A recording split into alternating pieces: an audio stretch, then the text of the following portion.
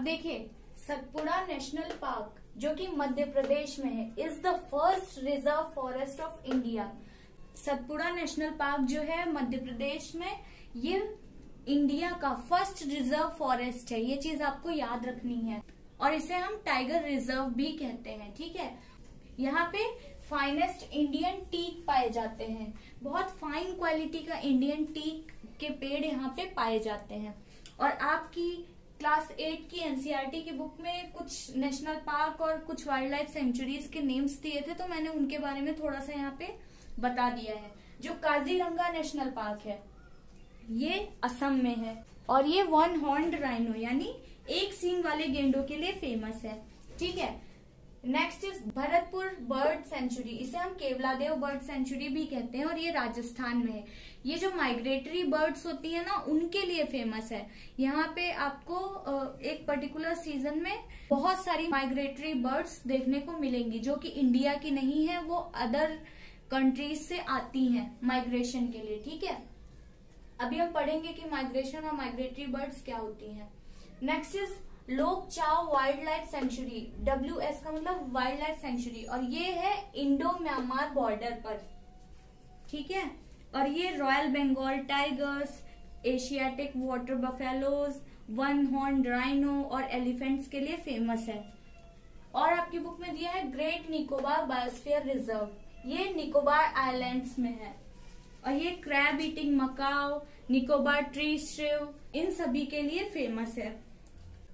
अब हम देखते हैं project tiger. Project tiger was launch on 1 April 1973। आपकी बुक में ये डेट नहीं दी है, ईयर नहीं दिया है, लेकिन मैंने यहाँ पे मेंशन कर दिया क्योंकि ये बहुत ज्यादा इम्पोर्टेंट है, ठीक है। By the government to protect tigers in the country. देखिए, ये गवर्नमेंट के द्वारा लॉन्च किया गया था प्रोजेक्ट टाइगर, और टाइगर धीरे धीरे जो है कंट्री में गायब होते जा रहे थे। उनकी जो संख्या है वो बराबर घटती चली जा रही थी, तो इसीलिए ये प्रोजेक्ट टाइगर लॉन्च किया गया था। पूरी कंट्री में टाइगर की संख्या है वो घट रही थी, लेकिन जो सतपुड़ा टाइगर रिजर्व है वहां पे टाइगर्स के नंबर्स में एक सिग्निफिकेंट इंक्रीज देखने को मिला था। To ensure the survival and maintenance of the tiger population in the country. ये प्रोजेक्ट टाइगर जो है, इसका जो मेन एम है वो क्या है कि टाइगर्स के सर्वाइवल और उनकी पॉपुलेशन के मेंटेनेंस के लिए ये प्रोजेक्ट लॉन्च किया गया है। हमारी कंट्री में टाइगर्स की संख्या जिससे बढ़े, ठीक है। और अभी प्रेजेंट टाइम में इंडिया में बहुत सारे टाइगर रिजर्व हैं। अब हम देखते हैं कि एंडेंजर्ड एनिमल्स क्या होते हैं। देखिए, ऐसे एनिमल्स जो कि डेंजर में है, ऐसे एनिमल्स जो डेंजर में, उन्हें हम एंडेंजर्ड एनिमल्स कहते हैं। अब उन्हें डेंजर क्यों है? देखिए, जो इतना ज्यादा उनके नेचुरल हैबिटेट में जो डिस्टरबेंस हो गया है, हम लोग फॉरेस्ट अपनी पर्सनल नीड के लिए कट करते चले जा रहे हैं, अपने स्वार्थ के लिए, उनसे उनका घर छिन जा रहा है, तो इस वजह से वो खतरे में है, ठीक है। और किस चीज का खतरा है कि वो गायब ही हो जाएंगे अर्थ पे। जैसे डायनासोर बहुत मिलियन ईयर्स एगो गायब हो गए ना, अब कोई भी डायनासोर दिखाई देता है नहीं ना, तो ऐसे ही इन एनिमल्स के भी गायब हो जाने का खतरा है। तो देखिए, animals whose numbers are diminishing. यहाँ पे डिमिनिश का मतलब होता है गायब होना। यहाँ पे आप डिक्रीजिंग भी कर सकते हैं अगर आपको नहीं याद रहता है। To a level that they might face extinction are known as endangered animals. देखिए, ऐसे एनिमल्स जिनका जो नंबर है वो घटता ही चला जा रहा है, और इतना ज्यादा घट गया है कि वो इस कगार पे आ गए हैं कि वो एक्सटिंक्ट हो सकते हैं, मतलब पूरी की पूरी प्रजाति ही गायब हो जाए। तो ऐसे एनिमल्स को ही एंडेंजर्ड एनिमल्स कहते हैं। For example tiger, elephant, African wild dog, leopard, blue whale etcetera. तो ऐसे कई सारे एनिमल्स हैं जो कि एक्सटिंक्ट होने की कगार पर आ गए हैं। आइए हम समझते हैं कि रेड डाटा बुक क्या होती है। देखिए, नाम ही है बुक, वो एक बुक है और ऐसी बुक है जिसमें डेटा रखा जाता है। किसका डेटा? रेड कलर क्या शो करता है? डेंजर, खतरा, है ना। तो ऐसी बुक जिसमें जो डेंजर में है, जो एंडेंजर्ड स्पीसीज है, उनको रखा जाता है, उनका जो डेटा रखा जाता है, उसी बुक को हम रेड डाटा बुक कहते हैं। इसमें एनिमल्स और प्लांट्स दोनों की उन स्पीसीज को रखा जाता है जो कि एक्सटिंक्ट होने की कगार पर आ गई हैं, ठीक है। और ये डेटा मेंटेन कौन करता है? ये इंटरनेशनली मेंटेन किया जाता है। IUCN means international union for conservation of nature and natural resources. इस इंटरनेशनल ऑर्गेनाइजेशन के द्वारा ये डेटा मेंटेन किया जाता है। तो देखिए मैंने यहाँ पे लिख दिया है कि रेड डाटा बुक क्या होती है। It is a source book, ये सोर्स बुक है which keeps a record of all the endangered animals and plants. जितने भी एंडेंजर्ड एनिमल्स हैं और प्लांट्स हैं उनका रिकॉर्ड रखती है, ठीक है। और मैंने ये भी बताया कि ये रिकॉर्ड कौन मेंटेन करता है?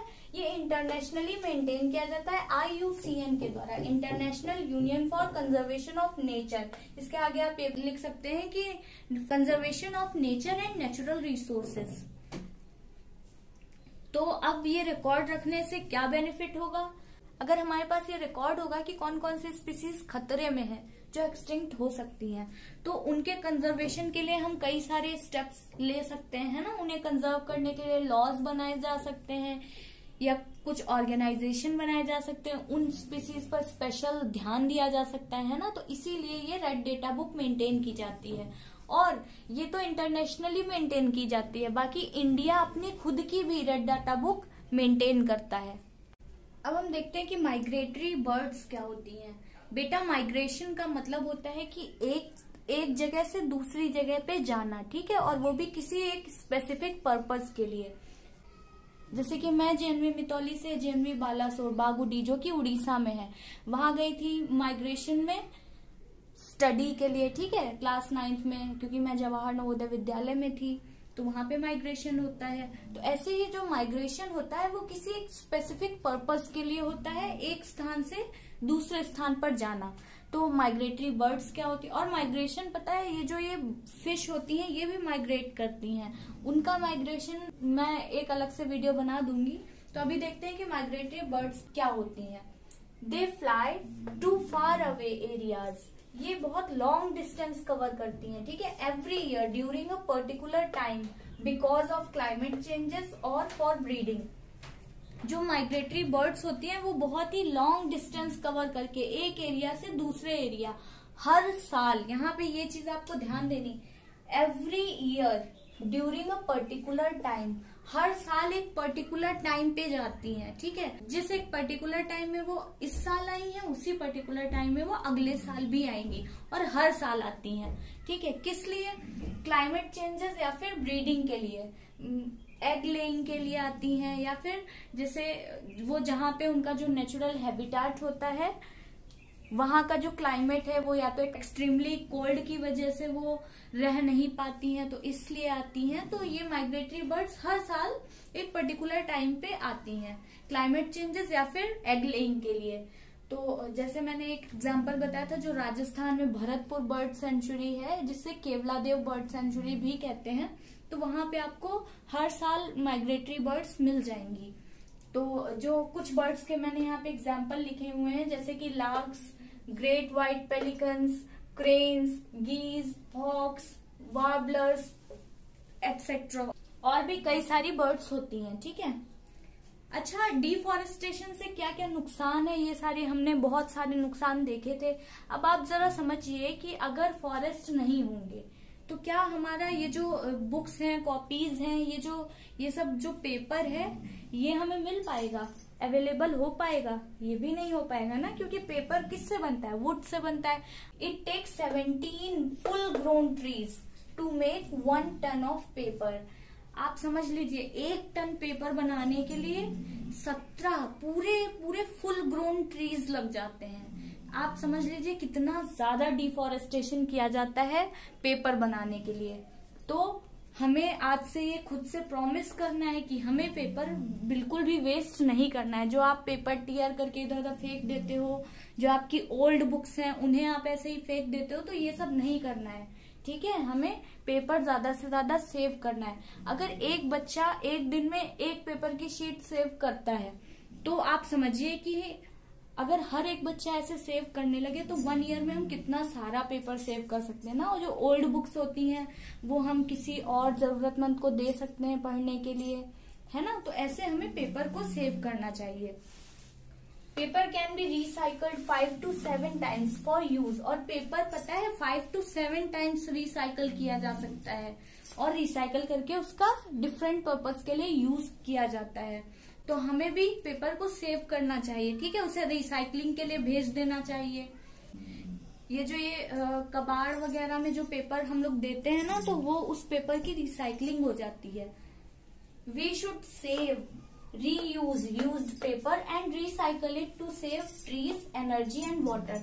हमें पेपर को सेव करना चाहिए और उसका रीयूज करना चाहिए, जितना ज्यादा हो सके उसे रिसाइकल करना चाहिए। तो इससे क्या होगा, इससे ट्रीज भी सेव होंगे और एनर्जी और वाटर भी सेव होगा, क्योंकि पेपर को बनाने के लिए उसकी मैन्युफैक्चरिंग में बहुत सारी एनर्जी और बहुत सारा वाटर भी लगता है। तो अगर हम पेपर को सेव करेंगे तो हमारे तीन फायदे हैं, ट्रीज भी सेव होंगे, डिफॉरेस्टेशन भी रिड्यूस होगा, एनर्जी भी सेव होगी, वाटर भी सेव होगा, और जो हार्मफुल केमिकल्स इनको मैन्युफैक्चर करने में यूज किए जाते हैं वो भी रिड्यूस हो जाएंगे, है ना। देखिए 3 टर्म्स होते हैं, डिफॉरेस्टेशन, रिफॉरेस्टेशन और एफॉरेस्टेशन।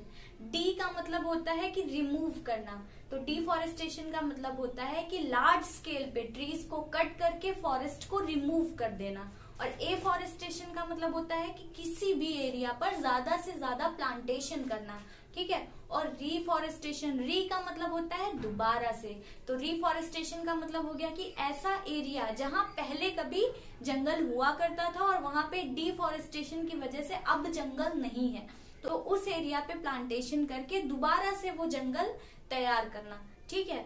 तो रिफॉरेस्टेशन में मोस्टली उन्हीं प्लांट स्पीसीज को ग्रो किया जाता है, उन्हीं ट्रीज को लगाया जाता है जो कि पहले जब जंगल हुआ करता था तो उस टाइम पे जो ट्रीज थे उन्हीं प्लांट्स को दोबारा से लगाया जाता है। Reforestation, planting new trees in an area where they were cut down previously. जहाँ पहले जंगल हुआ करता था वहां पे पेड़ काट दिए गए, जंगल तबाह हो गया और अब उसी जगह पे हम ट्रीज को प्लांट कर रहे हैं, ठीक है। और मैंने ये भी बताया कि यहाँ पे जनरली उन्हीं ट्रीज को लगाया जाता है जो कि पहले कभी वहां पे हुआ करते थे। और एफॉरेस्टेशन में मैंने आपको क्या बताया कि एक पूरी तरीके से समझ लीजिए नया जंगल बनाना, मतलब ऐसी जगह पे ज्यादा से ज्यादा मात्रा में प्लांटेशन करना जहां पहले जंगल नहीं था, ठीक है। तो the answer to deforestation is reforestation. ये जो डिफॉरेस्टेशन हो रहा है, जंगल तबाह होते जा रहे हैं, तो उसको हम कैसे कंट्रोल कर सकते हैं, रिफॉरेस्टेशन के थ्रू। उसी जगह पे ज्यादा से ज्यादा प्लांटेशन करके उन्हीं प्लांट्स को लगाकर जो कि पहले वहां हुआ करते थे। Reforestation can take place naturally also. ये जो रिफॉरेस्टेशन है ये कई बार नेचुरली भी हो जाता है। कैसे? If the deforested area is left undisturbed it reestablishes itself. जो हमारी मदर नेचर है उसे हम लोग कितना ज्यादा हार्म पहुंचाते हैं लेकिन वो खुद ही हील हो जाती है। अगर डिफॉरेस्टेड एरिया को हम ऐसे अनडिस्टर्ब छोड़ दें, अगर हम उसमें और ज्यादा डिस्टरबेंस ना क्रिएट करें, तो वो अपने आप ही रीएस्टेब्लिश हो जाता है और वहां पे दोबारा से फॉरेस्ट बन जाता है। अब देखिए हम लोग पहले से ही नेचर को इतना ज्यादा नुकसान पहुंचा चुके हैं, तो अब अगर हम अपनी फ्यूचर जनरेशन को ग्रीन वेल्थ गिफ्ट करना चाहते हैं तो सिर्फ और सिर्फ हमारे पास यही ऑप्शन है कि हमें ज्यादा से ज्यादा ट्रीज को प्लांट करना चाहिए। फॉरेस्ट कंजर्वेशन एक्ट, जिसे FCAB कहते हैं, ये 1980 में आया था, ठीक है, फॉरेस्ट कंजर्वेशन एक्ट। अब नाम ही है कि फॉरेस्ट कंजर्वेशन, तो ये बेसिकली फॉरेस्ट और फॉरेस्ट में जो भी रिसोर्सेस पाए जाते हैं, जो भी एनिमल्स हैं, उनको कंजर्व करने के लिए ये एक्ट लागू किया गया था। कब? 1980 में। Act by the parliament of India which ensures the conservation of forest and it's resources, ठीक है। किसके द्वारा लागू किया गया था? इंडियन पार्लियामेंट के द्वारा। और ये फॉरेस्ट और उसके रिसोर्सेस को कंजर्व करता है और साथ ही साथ फॉरेस्ट में रहने वाले जो लोग हैं या उसके जो आसपास के लोग हैं उनकी बेसिक नीड्स को भी ध्यान में रखता है। इसी के साथ हमारा ये चैप्टर कंप्लीट होता है। अब भी अगर आपको इस चैप्टर में कोई भी क्वेरी है तो फील फ्री टू कमेंट, ठीक है, I will sort it out. और अगर आपको ये चैप्टर अच्छे से समझ में आया हो और आपको ये वीडियो पसंद आई हो तो प्लीज वीडियो को लाइक कीजिए, चैनल को सब्सक्राइब कीजिए एंड अपने फ्रेंड्स के साथ शेयर कीजिए। Thank you.